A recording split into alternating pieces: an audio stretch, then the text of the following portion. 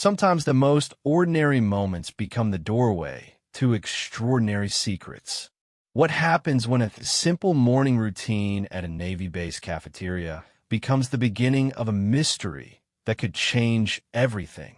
When Sarah Mitchell picked up that coffee pot on a Tuesday morning in 1987, she had no idea that two whispered words from a decorated admiral would pull her into a world of classified operations, hidden identities, and a truth so dangerous that people had died to keep it buried.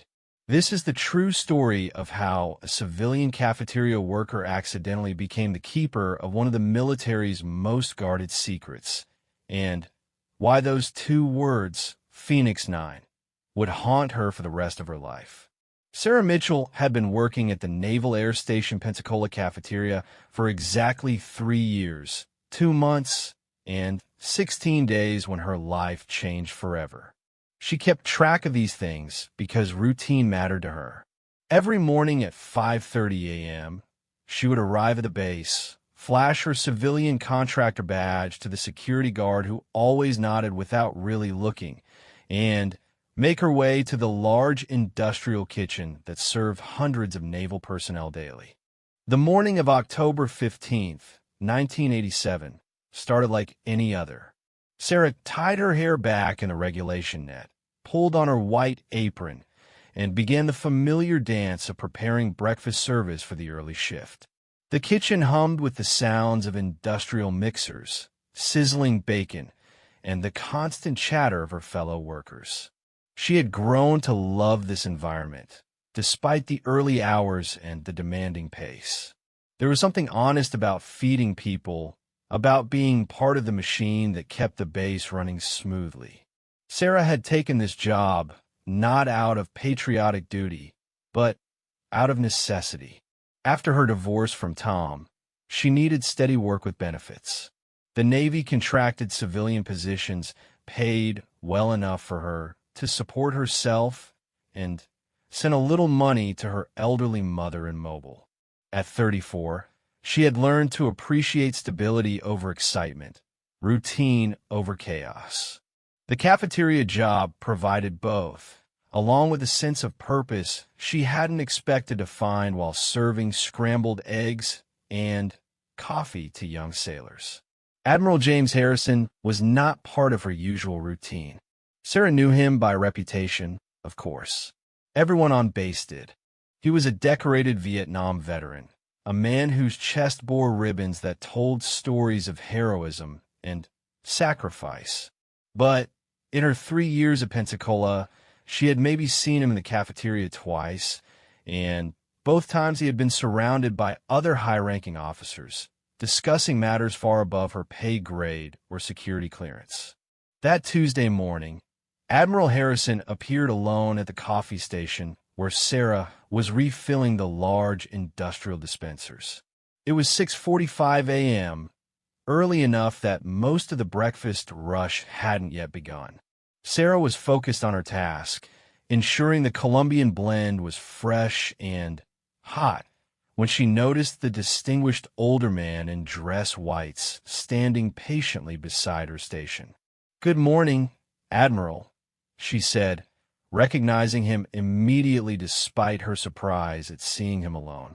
She had been trained to acknowledge ranking officers with respect. Those civilian contractors were generally treated as part of the background scenery. Admiral Harrison looked tired, Sarah noticed. Not the usual crisp alertness she associated with high-ranking military personnel, but genuinely exhausted, as if he hadn't slept in days. His usually perfect uniform seemed slightly rumpled, and there was something in his eyes that made her pause in her coffee-pouring routine. "Sarah, isn't it?" he asked, reading her name tag. His voice was quieter than she expected, almost uncertain. This surprised her more than his presence. In her experience, admirals were not uncertain about anything. "Yes, sir." "Sarah Mitchell." She continued filling his cup, noting that his hand trembled slightly as he held it steady. "Would you like cream or sugar, Admiral?" Instead of answering her question, Admiral Harrison glanced around the nearly empty cafeteria. The few early diners were scattered at distant tables, focused on their meals and morning newspapers. The other cafeteria workers were busy with their own tasks, paying no attention to the exchange at the coffee station. "Sarah," the Admiral said again, this time even more quietly. He leaned closer, and she could smell his aftershave mixed with something else, something medicinal that suggested sleepless nights and stress. "I need you to remember something for me. Can you do that?" The request was so unexpected that Sarah nearly spilled the coffee. She set the pot down carefully and looked at him with confusion. "Sir, Phoenix 9, he whispered, the words so soft she almost didn't catch them. "Remember those words. Phoenix 9. Before Sarah could respond, before she could even process what he had said, Admiral Harrison straightened up, thanked her for the coffee with the formal politeness expected of the situation, and walked away. She watched him go, noting that he didn't touch the coffee, leaving the full cup on the counter beside her station. For the rest of her shift, Sarah couldn't shake the encounter from her mind. She went through the motions of serving breakfast, refilling coffee dispensers, and cleaning tables, but her thoughts kept returning to those two words and the look in Admiral Harrison's eyes when he said them. Phoenix 9. What could it mean? Why had he chosen her, a civilian cafeteria worker, to remember something that was obviously important to him? By lunchtime, Sarah had almost convinced herself that she had misunderstood the exchange. Perhaps the Admiral had been thinking out loud, or maybe she had misheard him entirely. But when she went to clear the coffee station, she found a small piece of paper tucked under the sugar dispenser where Admiral Harrison had been standing. In precise handwriting, it read, "Trust no one in uniform. Phoenix 9 lives in the details others forget." Sarah's hands shook as she read the note. She quickly looked around to make sure no one was watching, then slipped the paper into her apron pocket. The Admiral's earlier exhaustion and the tremor in his hands suddenly took on new meaning. This wasn't a random encounter or a misunderstanding. Admiral Harrison had deliberately sought her out, had chosen her for some specific reason that she didn't understand. The remainder of her shift passed in a blur of anxiety and confusion. Sarah found herself studying the faces of the naval personnel she served, wondering if any of them knew about Phoenix 9, wondering if she was supposed to do something with this information beyond simply remembering it. When 3:30 p.m. came and her shift ended, she was relieved to escape the cafeteria and the weight of whatever secret had been placed in her hands. Sarah's small apartment was a 20-minute drive from a base, located in a modest complex that housed mostly military families and civilian contractors like herself. She had chosen it for its affordability and proximity to work, but now she appreciated its anonymity. As she unlocked her door and stepped inside, she felt a sense of safety that the base had not provided since her encounter with Admiral Harrison. She made herself a simple dinner of canned soup and crackers, but found she had no appetite. Instead, she sat at her small kitchen table, staring at the piece of paper she had found at the coffee station. The handwriting was definitely military, precise, and controlled, but the message itself was cryptic and unsettling. Trust no one in uniform. What kind of situation would prompt a decorated admiral to write such a thing? As evening approached, Sarah tried to distract herself with television, but the sitcoms and news programs couldn't hold her attention. She kept thinking about Admiral Harrison's appearance that morning, about the way he had looked around the cafeteria before speaking, about the urgency in his whispered words. Phoenix 9. She repeated the phrase silently, trying to find some meaning in it, some connection to anything she knew about naval operations or military terminology. At 9:30 p.m., her phone rang. Sarah rarely received calls in the evening, and the unexpected sound made her jump. She answered cautiously, expecting perhaps her mother or one of her few friends from work. Sarah Mitchell. The voice was unfamiliar, male, with the crisp diction she associated with military personnel. Yes, this is Sarah. This is Commander Peterson from Naval Air Station Pensacola. I'm calling regarding an incident report from this morning. We understand you had a conversation with Admiral Harrison at approximately 0645 hours. Sarah's mouth went dry. I serve him coffee, yes. Is everything all right? Admiral Harrison suffered a heart attack at approximately 1,500 hours today. He was rushed to the base hospital, but was pronounced dead at 1,545 hours. The phone nearly slipped from Sarah's hands. Admiral Harrison was dead? The man who had whispered those mysterious words to her just 12 hours ago was gone? I'm sorry to hear that, she managed to say. He seemed like a good man. Indeed. Now, Mrs. Mitchell, we're conducting routine interviews with everyone who interacted with the Admiral today. His final conversations may be relevant to some ongoing administrative matters. Can you tell me exactly what he said to you this morning? Sarah's mind raced. The note hidden in her purse suddenly felt like it was burning a hole through the fabric. Trust no one in uniform. Here was someone in uniform calling her about Admiral Harrison's death just hours after it happened, asking specifically about their conversation. He just asked for coffee, she said carefully. We exchanged pleasantries about the weather. Nothing significant. There was a pause on the other end of the line. I see. And did he give you anything? A note, perhaps, or any kind of document? No, nothing like that. Just asked for coffee. Thank you, Mrs. Mitchell. Someone may contact you again if we have additional questions. The line went dead, leaving Sarah staring at the phone in her hand. Commander Peterson's call had confirmed her worst fears. Admiral Harrison's death was not a coincidence, and Phoenix 9 was more than just random words. She was now part of something dangerous, something that had apparently cost a decorated naval officer his life.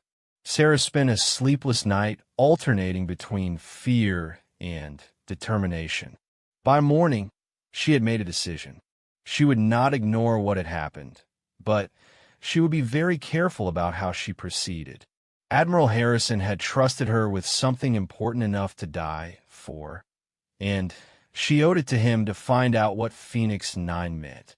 The next morning, Sarah arrived at work 15 minutes early, hoping to search for any clues Admiral Harrison might have left behind.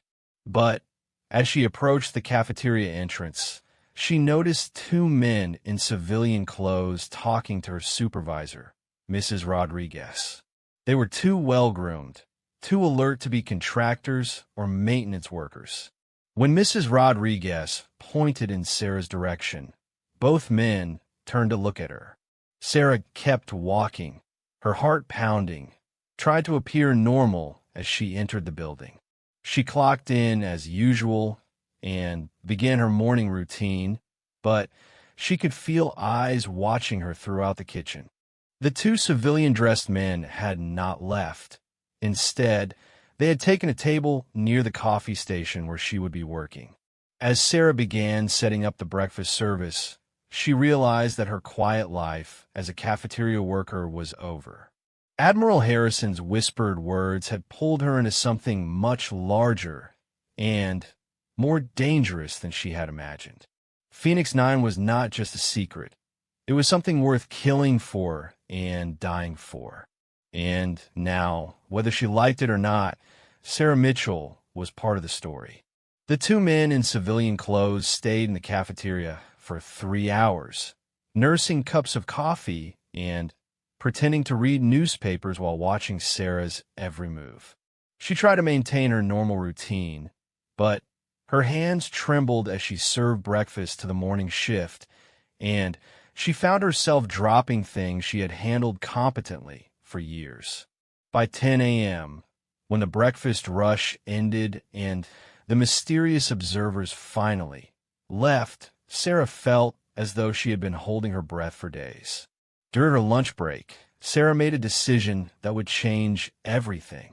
Instead of eating in the employee break room, as usual, she walked to the base library, a small building she had never entered in her 3 years at Pensacola. She told herself she was just curious, just looking for some innocent explanation for the words Phoenix 9 that might put her mind at ease. The librarian, a middle-aged civilian named Mrs. Chun, helped Sarah access the computer database that indexed military publications and historical records available to personnel with basic security clearance. Sarah searched for Phoenix 9, expecting to find nothing or perhaps some reference to a training exercise or equipment designation that would make Admiral Harrison's words seem perfectly ordinary. What she found instead made her blood run cold. The computer system showed that Phoenix 9 had been the code name for a classified operation conducted in 1983, but when Sarah tried to access the details, she encountered a message she had never seen before: access restricted. This document has been sealed by direct order of Naval Intelligence. Unauthorized inquiry attempts will be reported to security personnel. Sarah quickly closed the search window, her heart racing.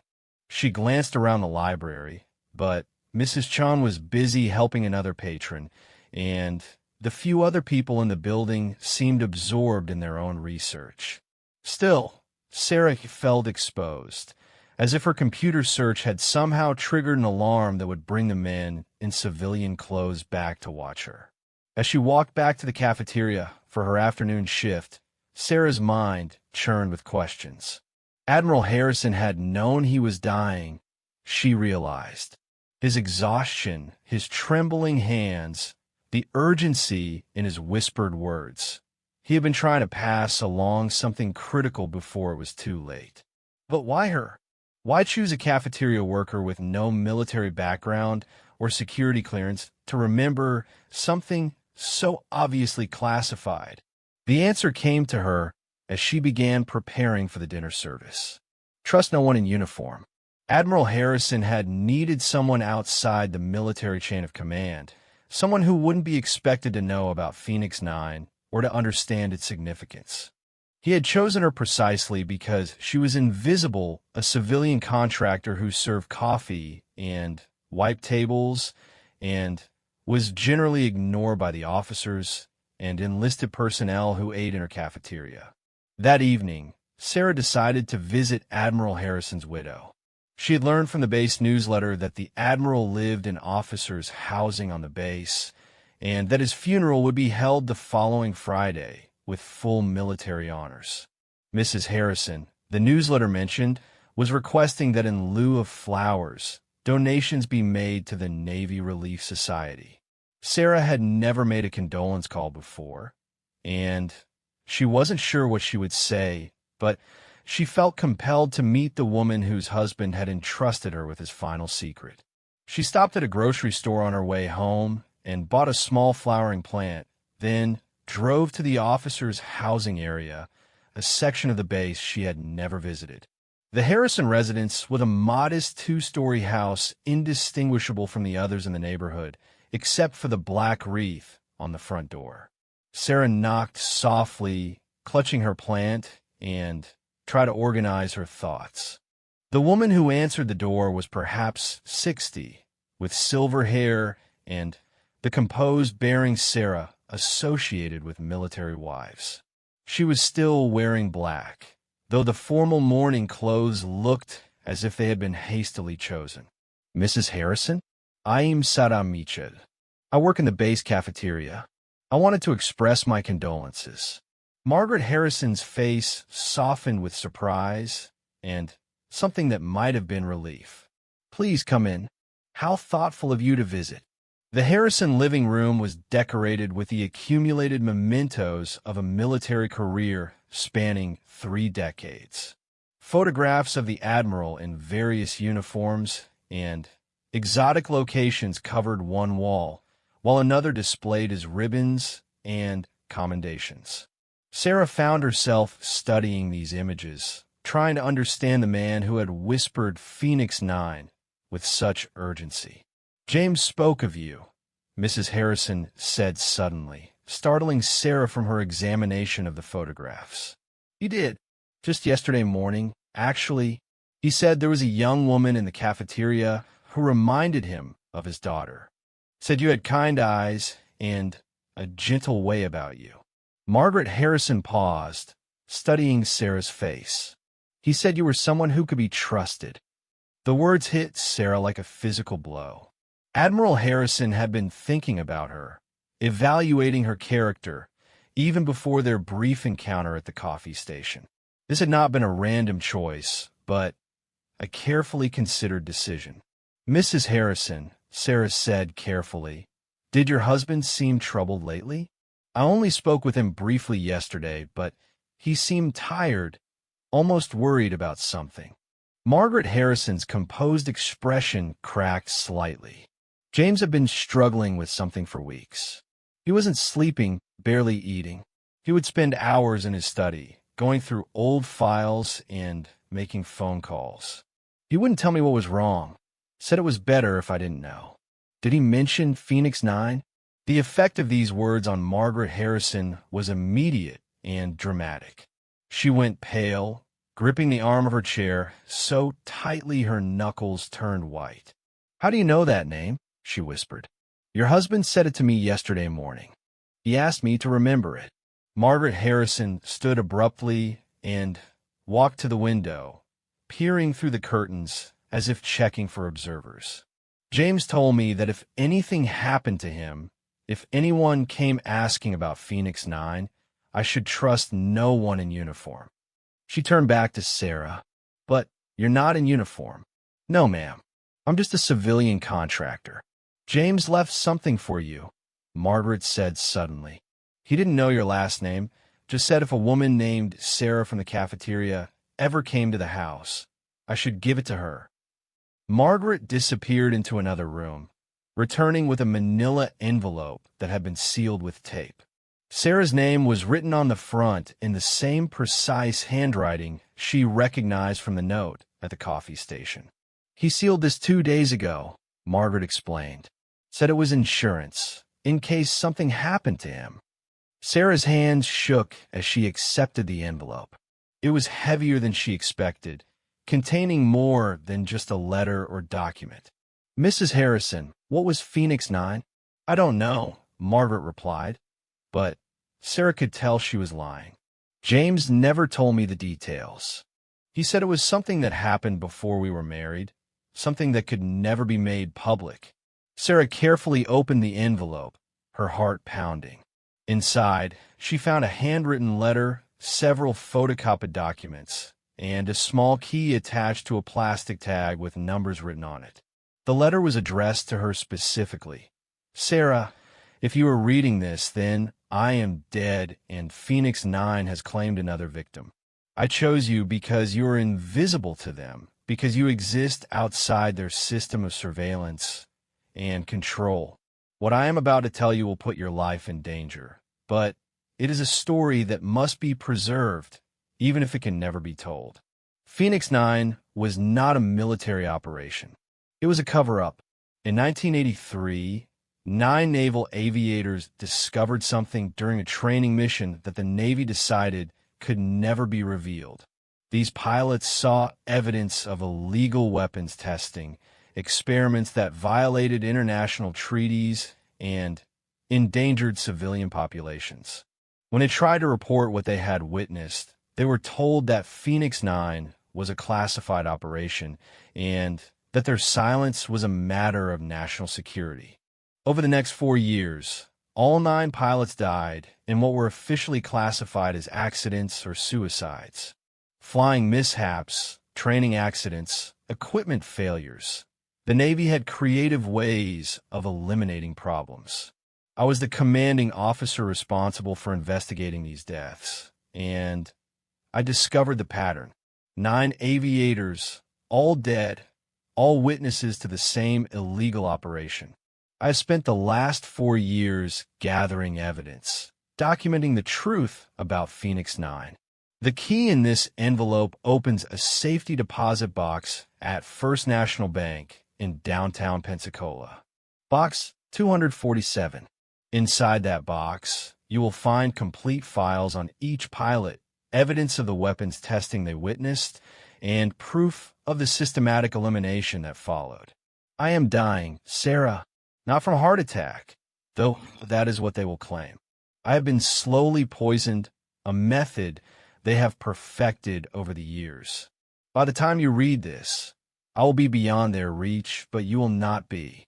They will come looking for what I have hidden, and they will assume that anyone I spoke with in my final days knows something about Phoenix 9. You have a choice. You can destroy this letter, forget what I told you, and return to your quiet life serving coffee. Or you can recover the evidence and ensure that the truth about these 9 murdered pilots is eventually revealed. I pray that you choose justice over safety, but I understand if you choose to protect yourself instead. Trust no one in uniform. They're all part of the system that created Phoenix 9 and covered up its crimes. James Harrison. Sarah read the letter twice, her hands trembling more violently with each word. 9 pilots murdered to cover up illegal weapons testing. A decorated admiral slowly poisoned for trying to expose the truth. And now she was part of the conspiracy, whether she wanted to be or not. Margaret Harrison had been watching Sarah's face as she read. "It's bad, isn't it?" she asked quietly. "Yes," Sarah replied, folding the letter and placing it back in the envelope along with the key. "It's very bad. What are you going to do?" Sarah looked at the photographs of Admiral Harrison covering the wall, at the ribbons and commendations that represented a lifetime of honorable service to his country. Then she thought about the 9 pilots whose deaths had been disguised as accidents, whose families had never known the truth about their loss. "I'm going to that bank tomorrow," she said finally. "Your husband trusted me with this secret. The least I can do is find out what he died trying to protect." Margaret Harrison nodded, tears filling her eyes. James always said that the truth has a way of surviving, even when everyone tries to bury it. As Sarah drove home that night, she noticed a car following her at a discreet distance. When she turned into her apartment complex, the car continued down the main road, but she had no doubt that her movements were being monitored. Admiral Harrison's death had not ended their interest in Phoenix 9. It had only made them more desperate to find and eliminate any evidence he might have left behind. Sarah spent a sleepless night staring at the ceiling, alternating between terror and resolve. By morning, she had made her decision. She would go to the bank, retrieve whatever Admiral Harrison had hidden there, and then figure out what to do with the truth about Phoenix 9. She owed that much to the 9 dead pilots, to Admiral Harrison, and to her own conscience. But first, she had to survive long enough to complete the mission a dying man had entrusted to her. And based on what she had learned about Phoenix 9, that might be the most dangerous challenge of all. Sarah called in sick to work the next morning, something she had never done in her 3 years at the base. She told Mrs. Rodriguez she had a stomach virus and wouldn't be in for at least 2 days, which would give her time to visit the bank and decide what to do with whatever evidence Admiral Harrison had hidden there. She dressed carefully in her most professional outfit, a navy blue dress she had worn to her divorce hearing, and drove to downtown Pensacola.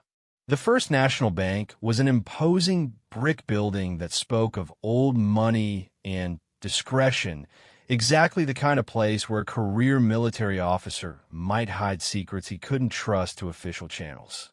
The safety deposit box area was located in the bank's basement, accessible only with proper identification and the key Admiral Harrison had left for her. Sarah's hands were steady as she presented her driver's license to the bank employee, but her heart was racing. She half expected alarms to sound or security guards to appear, but the process was remarkably simple. The key fit perfectly, and within minutes, she was alone in a small viewing room with box 247 open before her. The contents were more extensive than she had imagined. 9 thick files, each labeled with a pilot's name and service number. Photographs, official reports, and what appeared to be Admiral Harrison's personal investigation notes. There were also audio cassette tapes, each carefully labeled with dates and locations, and a thick folder marked Weapons Testing Documentation, Project Nightfall. Sarah began with the pilot files, reading the official accounts of their deaths alongside Admiral Harrison's handwritten analysis. Lieutenant Commander Michael Torres, supposedly killed in a training accident when his F-14 experienced engine failure over the Gulf of Mexico. But Admiral Harrison's notes indicated that Torres had submitted a formal complaint about unauthorized chemical dispersal just 2 weeks before his death, and that his aircraft had been inspected and certified as mechanically sound just days before the alleged engine failure. Captain Jennifer Walsh reportedly lost when she suffered spatial disorientation during a night training flight and crashed into the Atlantic Ocean. Admiral Harrison's investigation revealed that Walsh had excellent night flying credentials and had recently contacted a civilian environmental group about concerning atmospheric readings during naval exercises. Her body was never recovered, and the wreckage was declared too deep to salvage. The stories continued, 9 variations on the same theme. Experienced pilots with exemplary records, all dying in improbable accidents after expressing concerns about activities they had witnessed during what they believed were routine training missions. Admiral Harrison had documented discrepancies in maintenance records, inconsistencies in accident reports, and a pattern of reassignments and transfers that kept investigators from looking too closely at the deaths.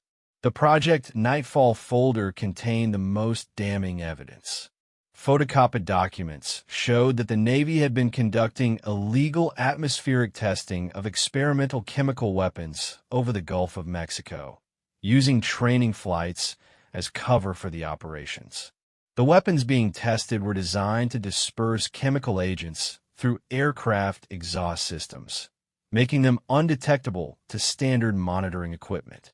The project had been so classified that even the pilots were unaware of what they were carrying. They thought they were conducting routine training flights while their aircraft unknowingly dispersed experimental toxins over designated ocean areas. When some pilots began noticing unusual readings on their instruments and strange atmospheric effects during flights, they started asking questions that the Navy couldn't allow them to continue asking. Sarah found herself fighting nausea as she read the clinical descriptions of the chemical agents being tested. These were not conventional weapons, but experimental compounds designed to cause long-term environmental damage and population control effects.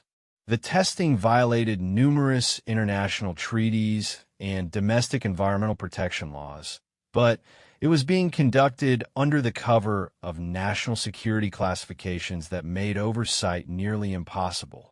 The audio tapes contained Admiral Harrison's recorded conversations with family members of the dead pilots, interviews that revealed the human cost of the Phoenix 9 cover-up. Parents who had never understood why their experienced pilot sons had made fatal mistakes. Wives who had noticed their husbands becoming increasingly worried about something they couldn't discuss. Children who had lost fathers and never learned the real reason why. One tape particularly affected Sarah. It was Admiral Harrison's interview with Maria Torres, the widow of the first pilot to die. She described how her husband had become obsessed with weather patterns and atmospheric conditions in the weeks before his death, how he had contacted environmental scientists and begun taking his own readings during flights. She had found notes in his handwriting about unnatural cloud formations and chemical signatures that made no sense to her. He was trying to document something, Maria Torres said on the tape, her voice thick with grief and confusion. He told me that if anything happened to him, I should tell someone in authority that the training flights weren't what they seemed. But when I tried to tell his commanding officer after the accident, I was told that Mike had been under stress and had been making mistakes. They made it seem like he died because he wasn't competent, not because he was trying to expose something terrible. As Sarah listened to tape after tape, she realized that Admiral Harrison had been conducting his own investigation for years, gathering evidence and testimony that the official inquiries had either missed or deliberately ignored. He had been building a case that could potentially expose not just the Phoenix 9 murders, but the entire illegal weapons testing program that had motivated them. The final item in the safety deposit box was a sealed envelope containing instructions for Sarah. Admiral Harrison had anticipated that she might be overwhelmed by the scope of what she had discovered, and he provided her with specific guidance on how to proceed. Sarah, his letter began, if you have reached this point, you now understand the magnitude of what we are dealing with. 9 good pilots died to cover up war crimes, and their families have lived with lies for years.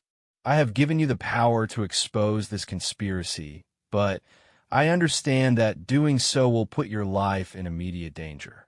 I have prepared 3 options for you. Option 1. Take copies of everything and deliver them to investigative journalist Rebecca Chun at the Pensacola Herald. She has been asking questions about unusual naval activities for months, and she has the resources and contacts to investigate this story properly. However, once you involve the press, there will be no going back. They will try to eliminate both you and Rebecca before the story can be published. Option 2. Contact FBI agent David Morrison in Atlanta. His direct number is included in this packet. Morrison has been investigating military contractor fraud and has the security clearance necessary to understand these documents. He also has the protection of federal law enforcement, which might keep you safer than working with journalists. However, the FBI may choose to bury this information rather than expose it, claiming national security concerns. Option 3. Destroy everything and disappear. I have included $10,000 in cash and a new identity packet. Drive to Miami, use the documents to establish a new life, and never speak of Phoenix 9 again. This is the safest choice for you personally, but it means the families of these 9 pilots will never know the truth about how their loved ones died. The choice is yours, Sarah. I chose you because I believe you would make the right decision, even if it isn't the safe one. Sarah sat in the bank's viewing room for over an hour, reading through the evidence and weighing her options. $10,000 and a new identity would solve all her immediate problems. She could disappear, start over somewhere else, and never have to worry about Phoenix 9 again. The practical part of her mind argued that she had already done enough by retrieving the evidence, that she had no obligation to risk her life for people she had never met. But as she looked at the photographs of the 9 dead pilots, all young and confident and unaware that their dedication to service would cost them their lives, Sarah knew she couldn't walk away.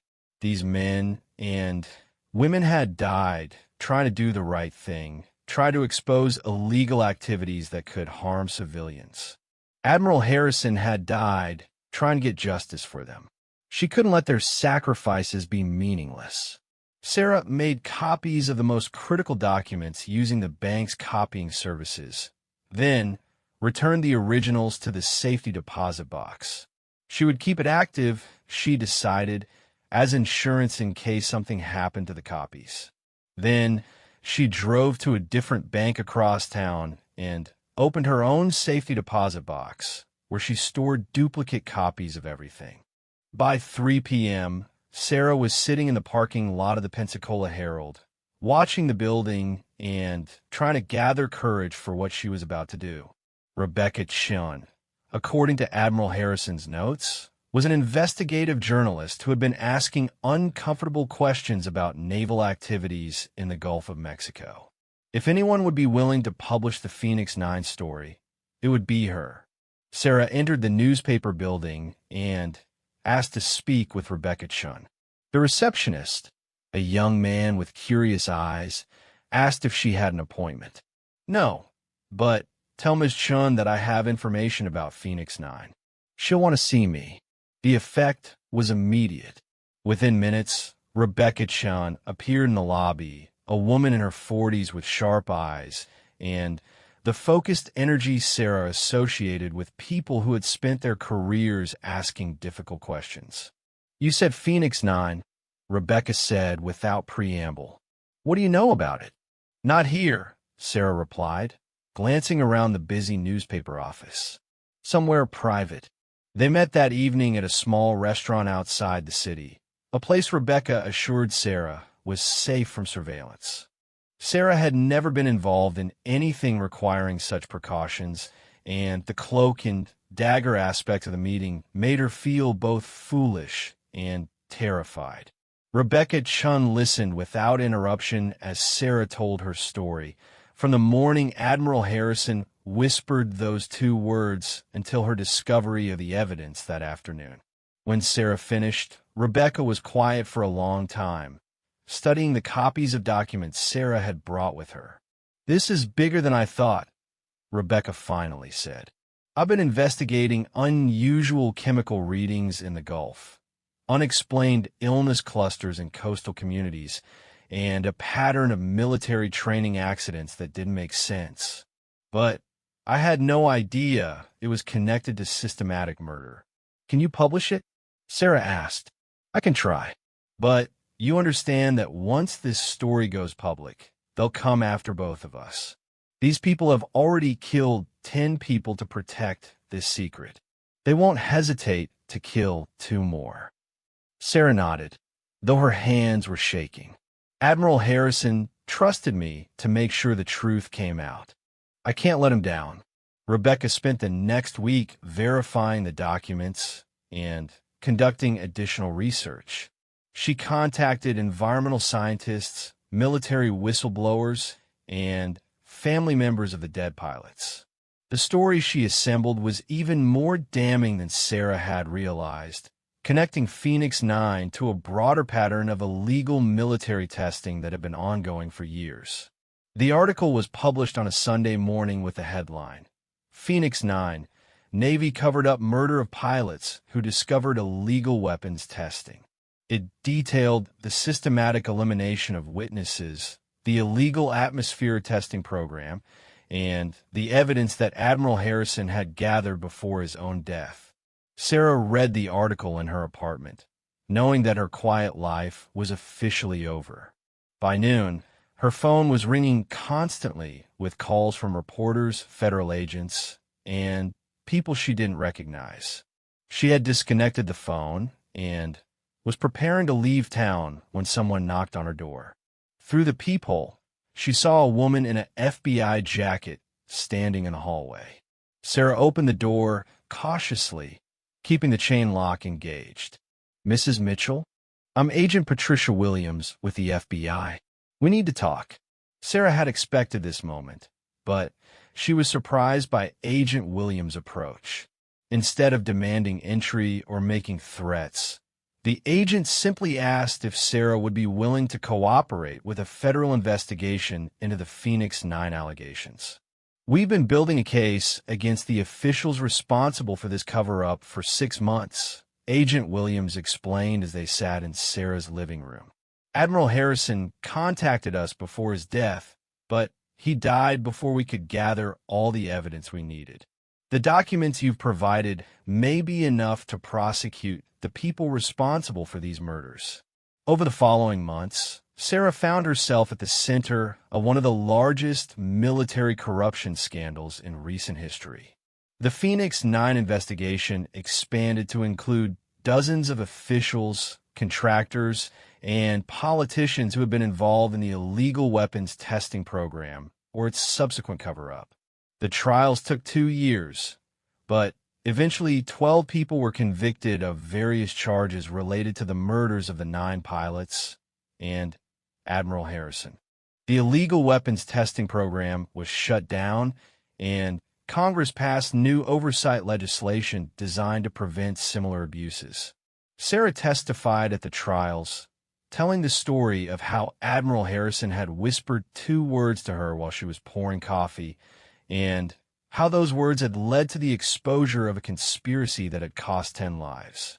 The families of the dead pilots were finally able to learn the truth about how their loved ones had died, and several of them established foundations dedicated to military accountability and veteran safety.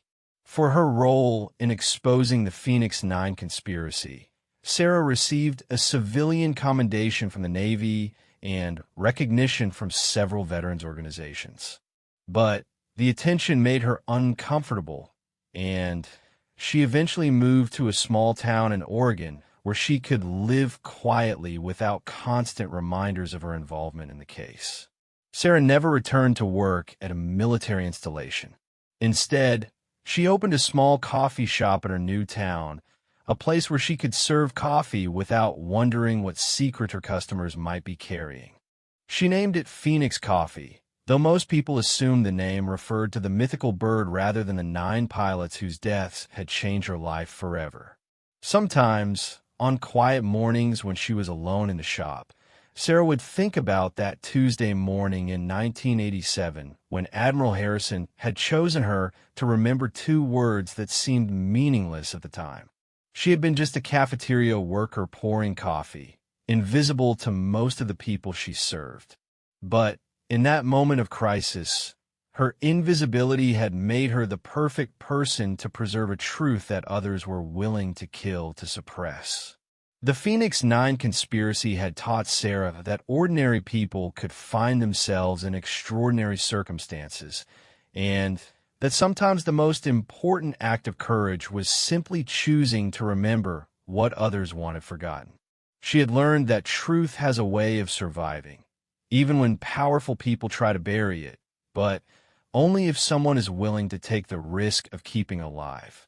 In her coffee shop, Sarah served hundreds of customers every month, most of them unaware that the quiet woman behind the counter had once been at the center of a scandal that brought down a corrupt military conspiracy. She was content with her anonymity, but she never forgot the lesson Admiral Harrison had taught her with his final breath, that sometimes the most ordinary moment can become the beginning of something extraordinary, and that the choice between safety and justice often comes down to 2 whispered words and the courage to remember them.